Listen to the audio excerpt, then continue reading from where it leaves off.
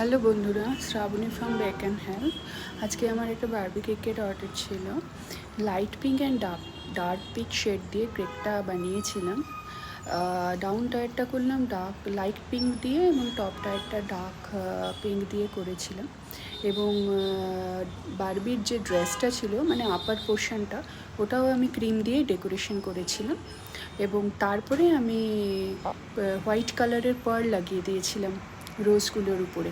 এবং পুরোটা হয়ে যাওয়ার পর ভারী সুন্দর লাগছিল দেখতে বারবিটাকে। তোমরাও দেখে বলো কেমন লাগছে। তোমাদের যদি মনে হয় তোমরা শেয়ার করো, আমার চ্যানেলকে সাবস্ক্রাইব করো এবং কমেন্ট করলে আমি খুব খুশি হব। দেখো কেকটা তোমরা। একটা বাটারফ্লাইও লাগিয়ে দিয়েছিলাম কেকটার মধ্যে, তাতে লুকটা আর একটু বেশি খুলেছে আমার মনে হয়।